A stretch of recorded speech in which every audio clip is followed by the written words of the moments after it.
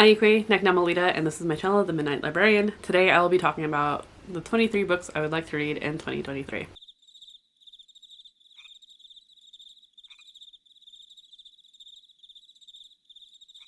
So this feels like a weird video to do, particularly because it's almost February. And I haven't done this particular video, but I have done like the 12 books will self-destruct and the 12 months video, and it didn't go well. But I feel like that was kind of doomed to happen anyway, just because 12 books that I wasn't sure if I really wanted to read anymore, and after they kept going downhill the more I read them, I just ultimately by the end of the 12 months was ready to get rid of them.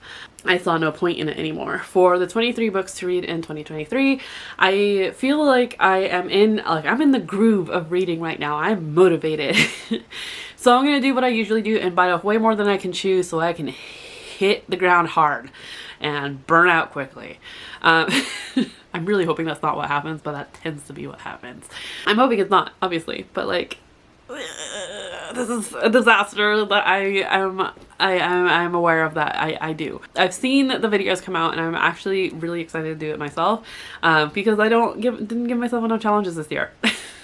I say really nervously. I don't know, I just feel like I really want to do this. There's no punishment if I don't read them. I just want, like, there's some books that I would like to get to. Obviously I would like to get to all the books that I can in 2023, but these books in particular really want to read. I really do. So this is gonna sound real weird. I'm gonna do it differently. I've been seeing people do them in terms of genres, like there's like 4 in fantasy, 4 in romance, and that's all great and good. Ultimately I'm gonna give myself 2 freebies of books that I'm picking for myself, and the rest I'm gonna randomize. Yeah. The first book that I am giving myself as a freebie, because it's already it's about the end of January now. This video won't be up until February. So I'm giving myself this one freebie because I already read this book, and that is Daisy Darker by Alice Feeney.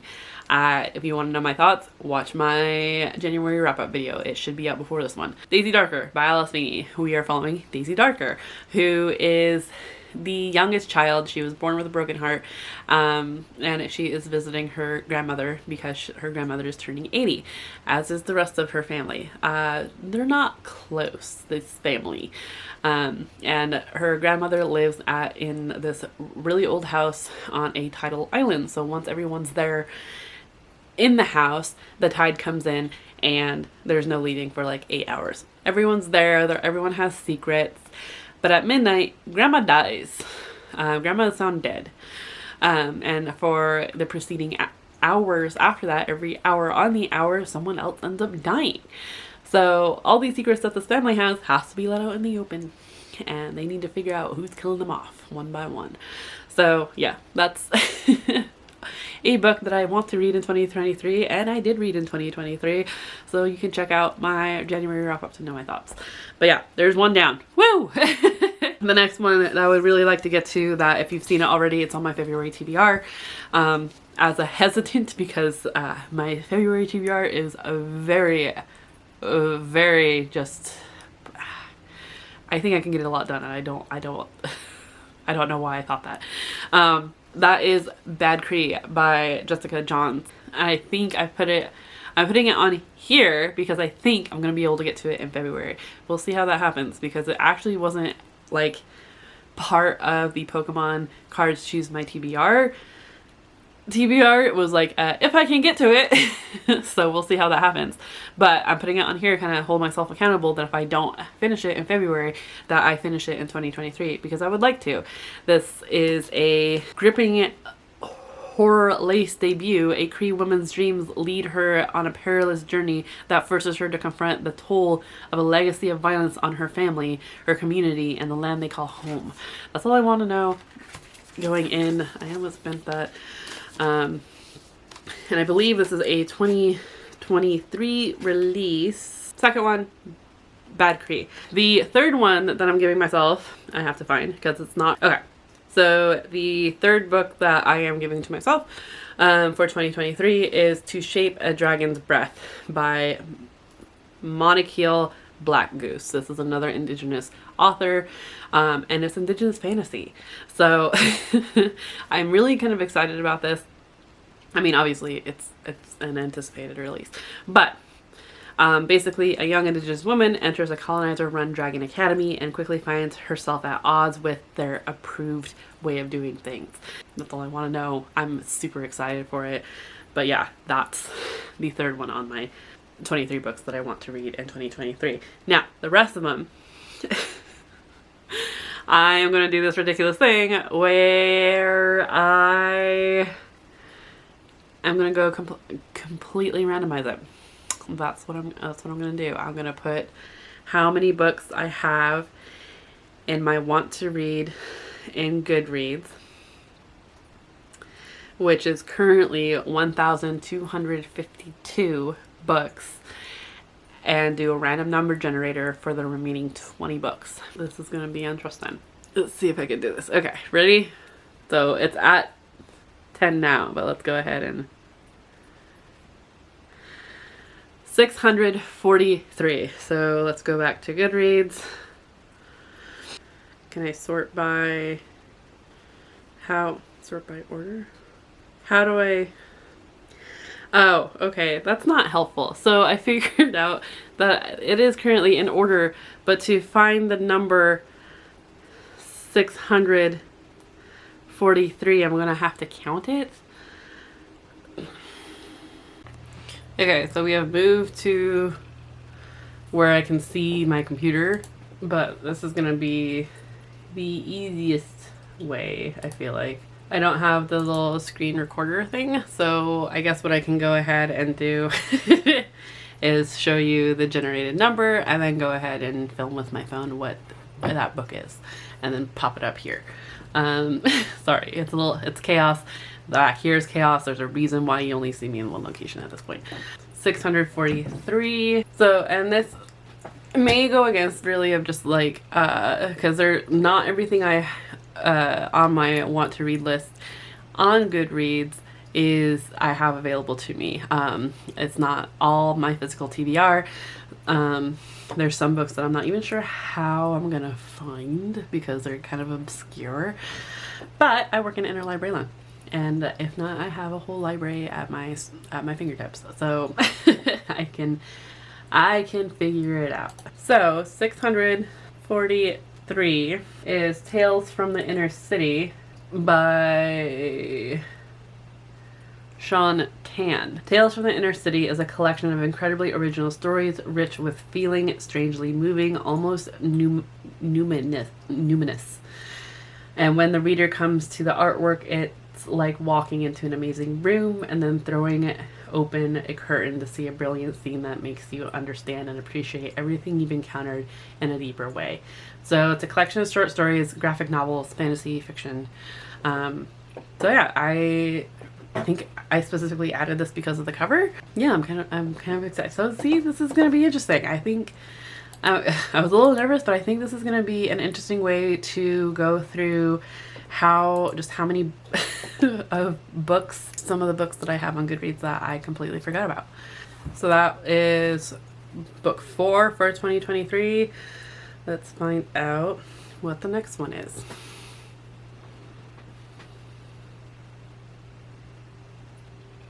This is 95. So 95 is actually In the Company of Crows and Ravens by John Marsluff. John M. Marsluff. This is a nonfiction from the cave walls of Lascaux to the last painting by Van Gogh. From the works of Shakespeare to those of Mark Twain, there is a clear evidence that crows and ravens influence human culture, yet this influence is not unidirectional, say the authors of this fascinating book. People profoundly influence crow culture, ecology, and evolution as well, examining the often surprising ways that crows and humans interact. So this is perfect because this is one I do own. Couldn't tell you where it's at right now, but I do own it. So yeah, this is exciting. So yeah, I'm relaxing now a bit. It's odd how nervous I was because it's obviously my Goodreads. I've curated it, but I know that there may still be stuff in here that, you know, I don't know what Past Me did. This has stuff in it from like 2015, 2014. I was a different person then. So, okay, next. 537. 537 is Off the Record by Cameron Garrett. The cover immediately had me, but I believe this is a young adult contemporary LGBTQ fiction.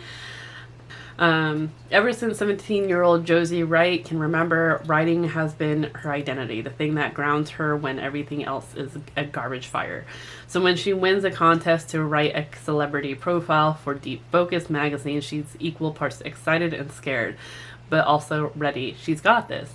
Soon Josie is jetting off on a multi-city tour, rubbing elbows with sparkly celebrities, frenetic handlers, stone-faced producers, and eccentric stylists.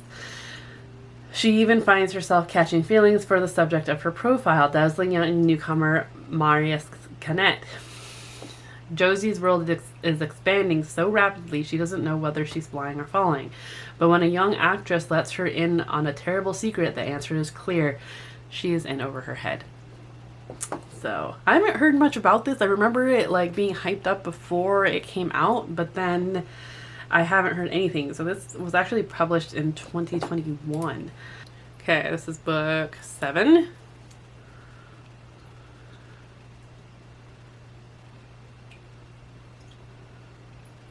$1,159.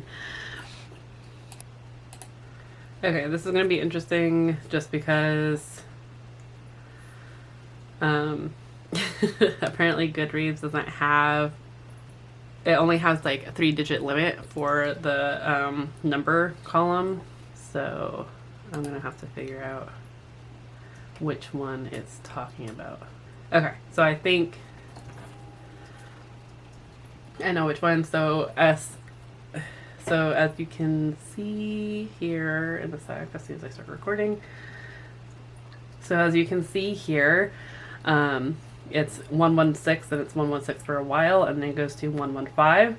I would assume that is 1,159. So the Omnivore's Dilemma: A Natural History of 4 Meals by Michael Pollan. Okay, so this is another nonfiction. Have I read this author before? I have not. And I'm always interested in nonfictions that have to deal with food.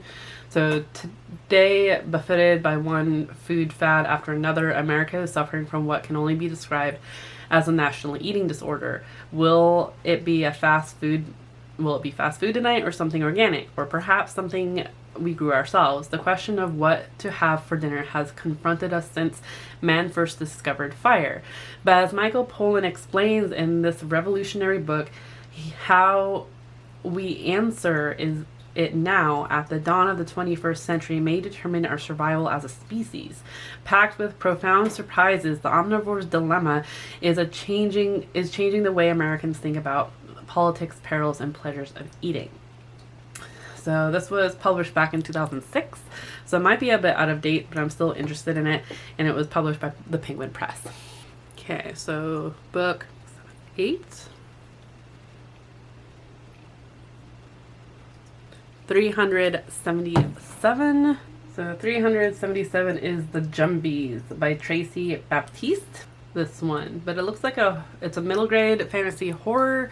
The start of an exciting series filled with Caribbean folklore and darling adventure.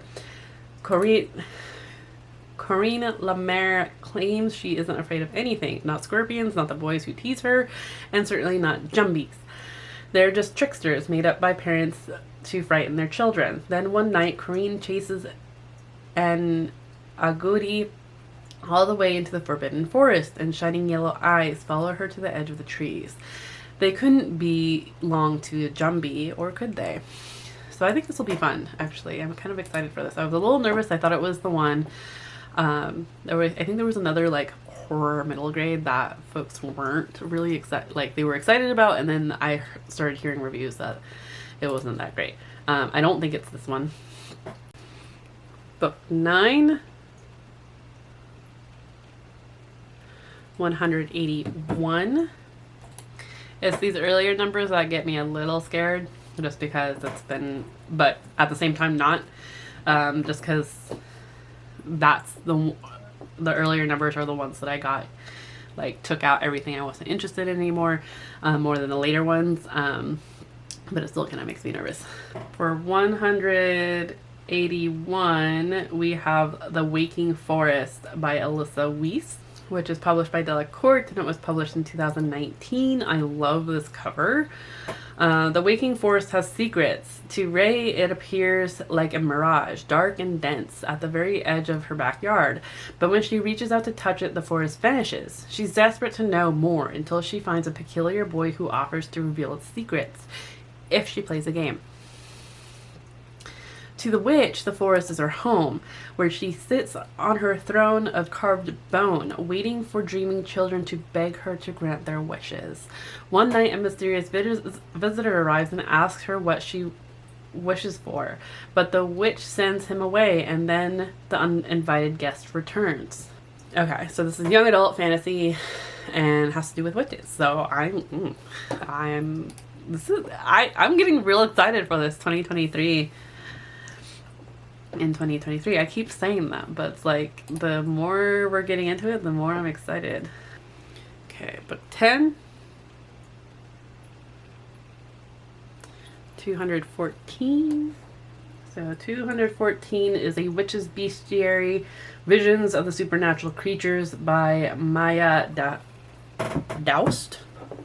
It has nothing in its description. It's saying it's witchcraft nonfiction. It has 27 ratings. So, and it was published in 2018. Let's see if I can even find a copy of this. It was published by Process. So yeah, this one should be really interesting because I know nothing about it. Yeah, we'll see how well I can actually go find that one. There's only 27. I don't know how I even originally found this to add it. Book 11, 373. Okay, so 373 is Burn by Patrick Ness. I've only read one book by Patrick Ness, and that was A Monster Calls. I do have another book by him, something about a whale, that was illustrated by Ravina Kai, and that's mostly the reason why I bought it, was because Ravina Kai illustrated it. She's one of my favorite cover artists. On a cold Sunday evening in early 1957, Sarah DeHoost waited with her father in the parking lot of a Chevron gas station for the dragon he'd hired to help on the farm. Sarah Dewhurst and her father, outcasts in their own town of Frome, Washington, are forced to hire a dragon to work their farm, something only the poorest of the poor ever have to resort to. The dragon, Casimir, has more to him than meets the eye, though Sarah can't help but be curious about him, an animal who supposedly doesn't have a soul, but who is seemingly intent on keeping her safe. Interesting. Okay. This was published back in 2020 by Quilltree Books. Okay, so far there is a lot of books that I don't own outright. So it would be nice to get some that I do. I think 1, 2, 3 books I own. So 12. 892. So 892 is The Annual Migration of Clouds. This one I actually heard of originally from Sage, who I'll have linked down below. I believe their channel is still Sage Reads. And I actually got this as an ALC from Libro, so this is perfect actually. So this is by Preemi Mohammed, published back in 2021. I say back, and it's like 2 years ago. By ECW Press. And post-climate disaster Alberta, a woman infected with a mysterious parasite must choose whether to pursue a rare opportunity far from home or stay and help rebuild her community. The world is nothing like it once was. Climate disasters have racked the continent, causing food shortages, causing flood shortages, ending industry, and leaving little behind. Then came CAD, a mysterious and mind-altering fungi that invaded the bodies of the now scattered citizenry. Reed, a young woman who carries this parasite, has been given a chance to get away, to move to one of the last remnants of pre-disaster society, but she can't bring herself to abandon her mother and the community that relies on her.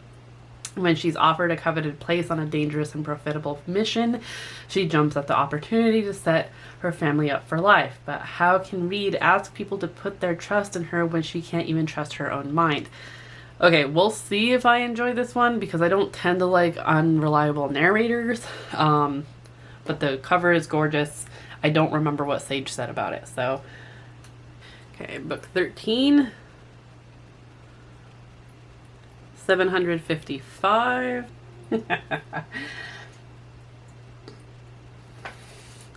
So 755 is The Heart Principle. It's the third book in the Kiss Quotient series by Helen Huang. I have read the Kiss Quotient as well as the not the Love Hypothesis. What was it? The second one, The Bride Test. I enjoyed The Bride Test more than I did the Kiss Quotient. And just, I don't know, for some reason have been putting this one off, and I'm not sure why. But basically we are following a woman struggling with burnout, learns to embrace the unexpected in the man she enlists to help her. She's a violinist, and a son accidentally achieves career success with a viral YouTube video. She finds herself incapacitated and burned out from her attempts to replicate that moment.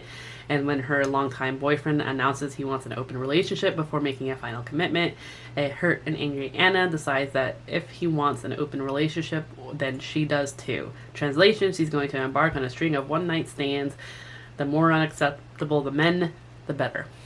That's one thing with Helen Huang's romances, is that they usually have if not, this is the only series I've read by her, but they have characters with that are on the autism spectrum, so, or are neurodivergent somehow.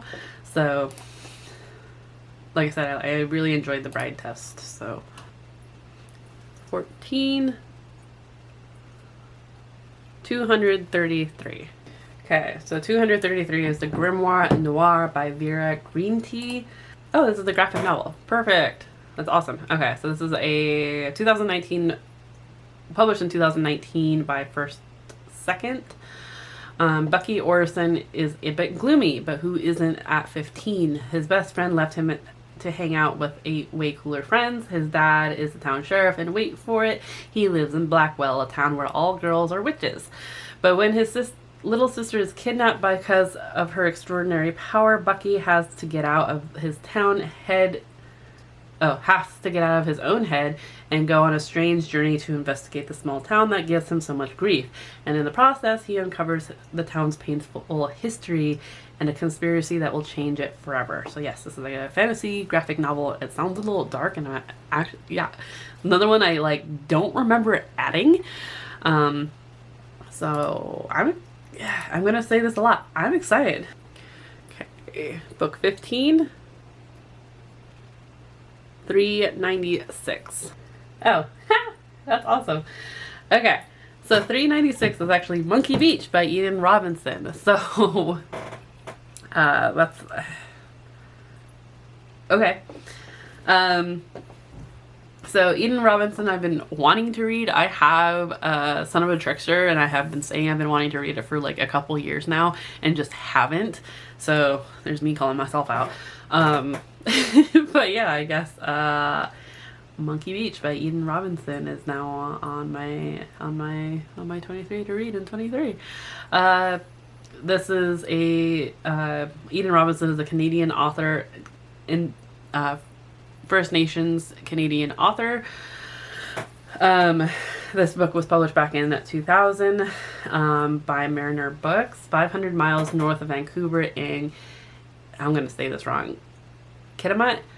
an Indian reservation in the homeland of the Haila people, growing up a tough, wild tomboy, swimming, fighting, and fishing in a remote village where the land slips into the green ocean on the edge of the world. Lisa Marie has always been different. Visited by ghosts and shapeshifters, tormented by premonitions, she can't escape the sense that something terrible is waiting for her. She recounts her enchanted yet scarred life as she journeys in her speedboat up the frigid waters of the Douglas Channel. She is searching for her brother, dead by drowning, and in her own way running as fast as she can towards danger. Haunting, funny, and vividly poignant, Monkey Beach gives full scope to Robinson's startling ability to make bedfellows of comedy and dark underside of life. So yeah, I'm excited for this. I think I had been interested because Eden Robinson wrote the Trickster series, but I don't think I ever knew what this was about, and so I forgot. So this is exciting. Okay.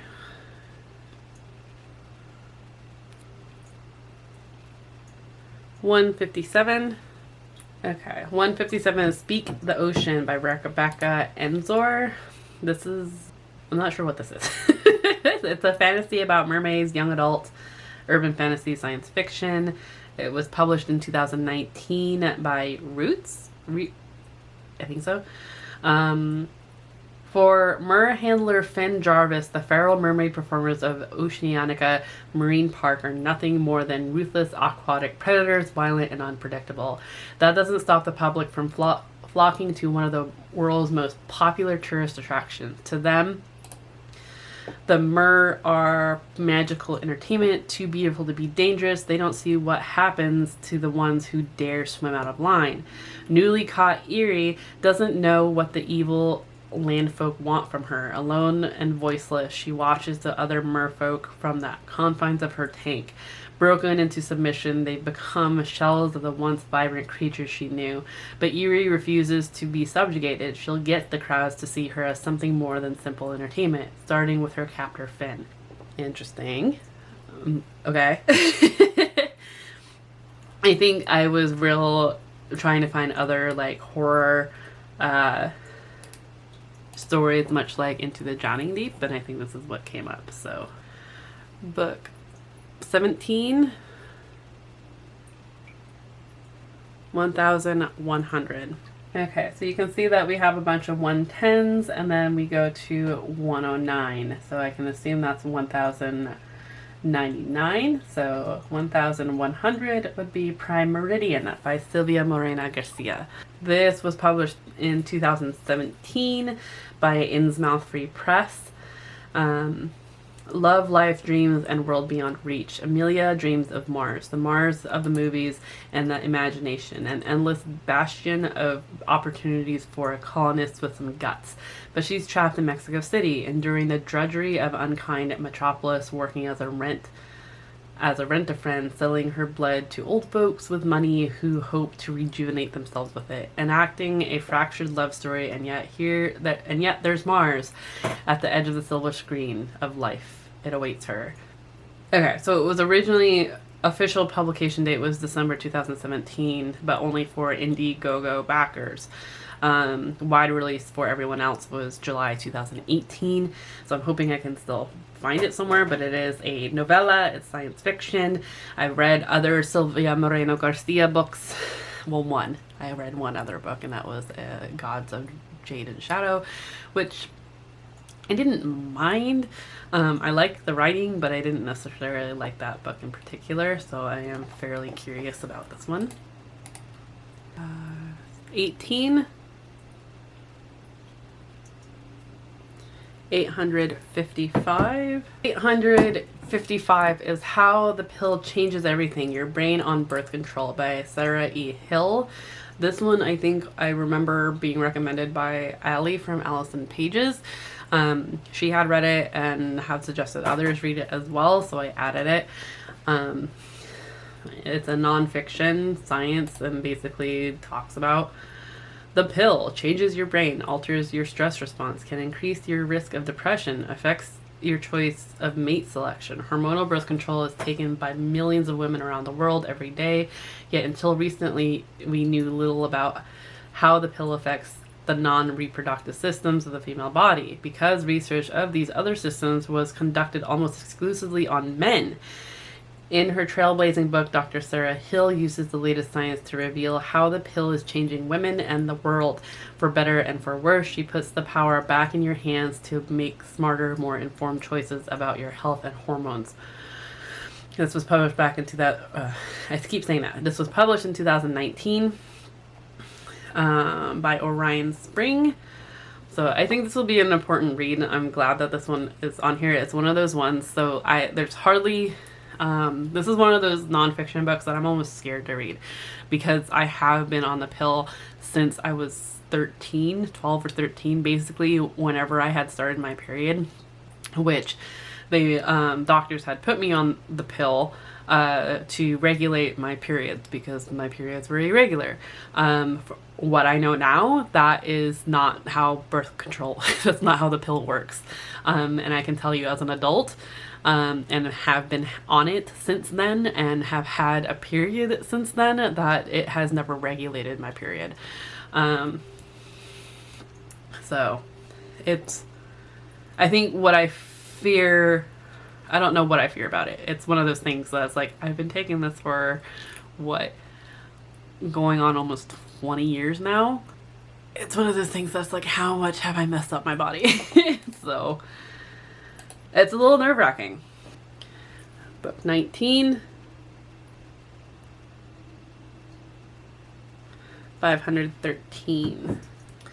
So 513 is Creatures of Will and Temper by Molly Tanzer. I remember adding this to my wish list at one point, but can't remember what it's about. It was published in 2017 as first in a series, The Diabolist Library #1. By Mariner Books. It's fantasy, historical fiction, paranormal. Victorian London is a place of fluid social roles, vibrant arts, cultures, I don't know what that word is, and dangerous underground diabolic cults. Fencer Evadne Grey cares for none of the former and knows nothing of the latter when she's sent to London to chaperone her younger sister, aspiring art critic Dorina. At loose ends, after Dorina becomes enamored with their uncle's friend, Lady Henry Walton, a local aristocrat and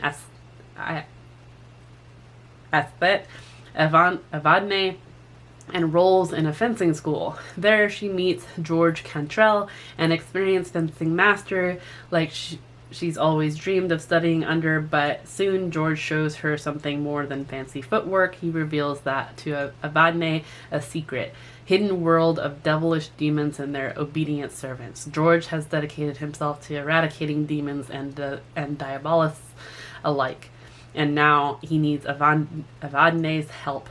But as she learns more, Evadne becomes to believe that Lady Henry might actually be a diabolist. And even worse, she suspects Dorina might have become one too. Combining swordplay, the supernatural, and Victorian high society, Creature of Will and Temper reveals a familiar but strange London in a riff of Oscar Wilde's The Picture of Dorian Gray that readers soon won't forget. So yeah, it's another one that I remember adding but did not remember what it was about. Book 20.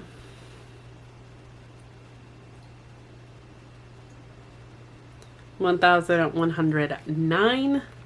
Okay, much like before, we're looking for one of the last ones. So like, these are all 1,100 somethings.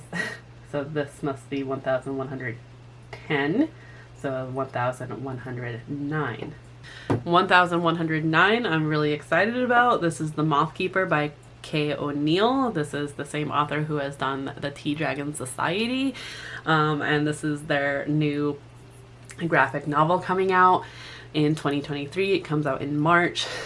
Being a moth keeper is a huge responsibility and a great honor, but what happens when the new moth keeper decides to take a break from the moon and see the sun for the first time?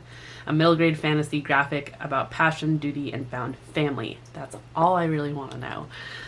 I love Kate O'Neill's illustrations. The Tea Dragon Society is completely and utterly adorable. So I'm really excited about this. Okay, last three, super close. I'm sorry for how long this is. So 21.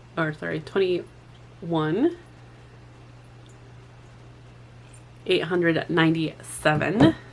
897 is Amazon's Abolitionists and Activists, a graphic history of women's fight for their rights by Mickey Kendall and illustrated by A. D'Amico. So I added this, I think, right after reading Hood Feminism by Mickey Kendall. So I'm actually like, okay, I keep saying this, but I'm really excited for this one. It is a graphic novel nonfiction, a bold and gripping graphic novel of the fight for women's rights. The ongoing struggle for women's rights has spanned human history, touched nearly every culture on earth, and encompassed a wide range of issues such as the right to vote, work, get an education, own property, exercise bodily autonomy, and beyond. Amazon's Abolitionists and Activists is a fun, fascinating graphic novel style primer that covers the key figures and events that have advanced women's rights for antiquity to the modern era.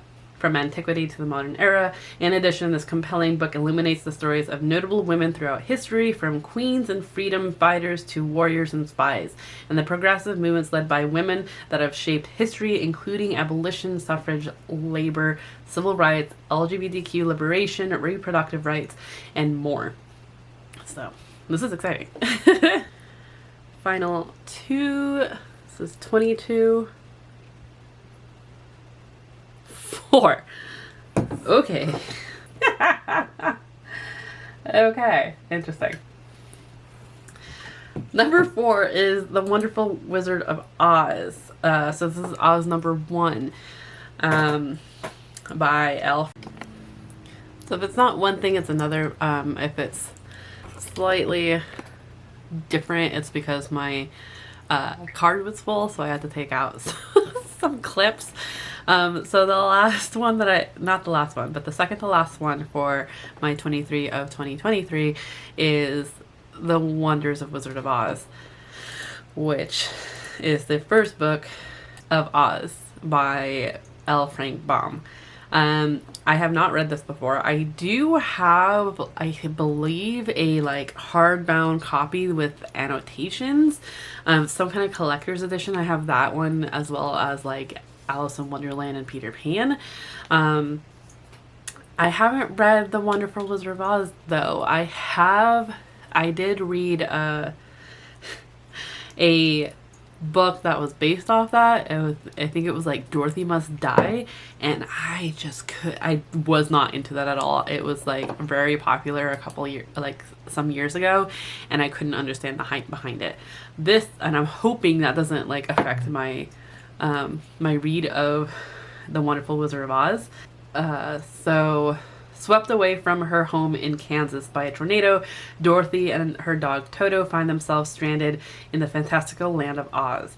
As instructed by the Good Witch of the North and the Munchkins, Dorothy set off on the yellow brick road to try and find her way to the Emerald City and the Wizard of Oz, who can help her get home. With her companions, the Scarecrow, the Tin Woodman, and the Cowardly Lion, Dorothy experiences an adventure full of friendship, magic, and danger. A much-loved children's classic, The Wizard of Oz continues to delight readers young and old with its enchanting tales of witches, flying monkeys, and silver shoes.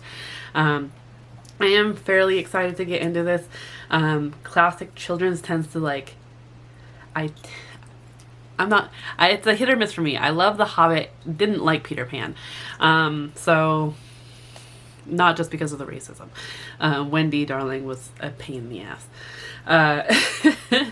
So we'll see how I feel about this one. I think it's going to be really interesting and see if I enjoy it enough to continue on with the series. Okay. So the final book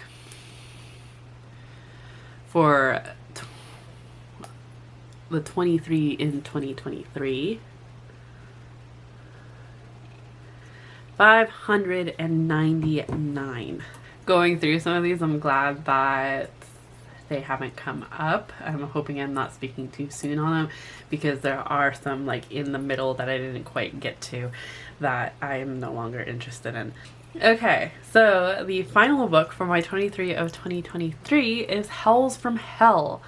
This is a short horror collection anthology. I originally heard about this from Shane Hawk, who I follow on Twitter. He wrote, I can never remember the name, I'm sorry, but here's the photo of it. I have read it, I did enjoy it.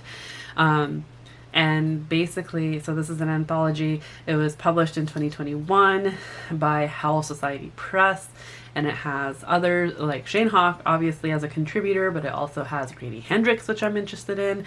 I haven't heard of any of these other ones, but I'll list some of them off. B.O.B. Jenkin, Joe Radkins, J.W. Donnelly, Alex Wolfgang, Joseph Andre Thomas. But basically, spacefaring researchers disturb an ancient horror. An enchanted object curses a grieving widow. A haunted reel torments a film student. A murder trial hinges on chilling testimony. In the Howls from Hell, 16 emerging horror writers paved the way for the future of the genre. Fans of dark and macabre fiction will savor this exhibition of all original tales born from one of the fastest growing horror communities in the world, Howl Society. So that's exciting. I'm excited for this. This is really cool. Okay, so I'm going to move you again back to a angle I'm comfortable at. So hold on. Better. Okay, so I know I just kind of went through them, but to me that took forever. So I would just like to go through them again. Daisy Darker by Alice Feeney. I have already read this one. This was my freebie because I did this a little late. Next, Bad Creep by Jessica Johns. I'm not going to go over these. I already went over them. So this is just a quick run through. To Shape a Dragon's Breath by Monikil Black Goose. The rest of these were completely random based on the random number generator, as you saw. So, Tales from the Inner City by Sean Tan. This is a graphic novel.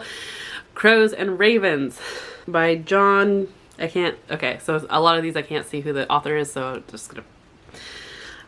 Nonfiction, Off the Record by Carmen Garrett. The Omnivore's Dilemma by Michael Pollan, another nonfiction. The Jumbies, middle grade horror by Tracy Baptiste. The Waking Forest by Alyssa Wees. I think another young adult horror. A Witch's Bestiary. We'll see if I can get this one because I'm not entirely sure. Burn by Patrick Ness. The Annual Migration of Clouds by Premi Mohammed. Climate fiction. The Heart Principle by Helen Wong. Romance. Grimoire Noir. I immediately forgot who this is by, but this is another graphic novel. Monkey Beach by Eden Robinson, another Indigenous fiction.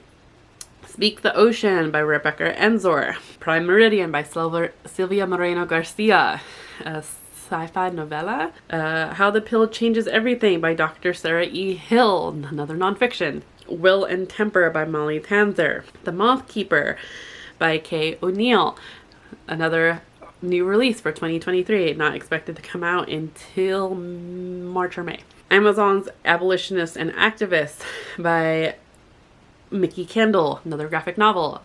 This one happens to be nonfiction. The Wonderful Wizard of Oz by L. Frank Baum. And Howls from Hell by a collection of authors in the horror genre. It's a horror anthology. So I don't think I could have asked for a better 2023 TBR, in all honesty. I think this has a good mix of everything that I am interested in, from nonfiction to horror to Indigenous authors and other diverse authors. I think it'll be really fun. So I'm excited to figure out how I can fit these into future TBRs. I'm super excited. I will definitely be utilizing my interlibrary loan, which I happen to work in. Yeah. So if you've read any of these, let me know your thoughts down in the comments down below. If you have any books that you're like aiming to make sure that you read in 2023, let me know what those are. Like, what are you excited for? All of these I'm on, like I said, I'm excited to read all books in 2023, but these particular 23 books I'm super excited about now.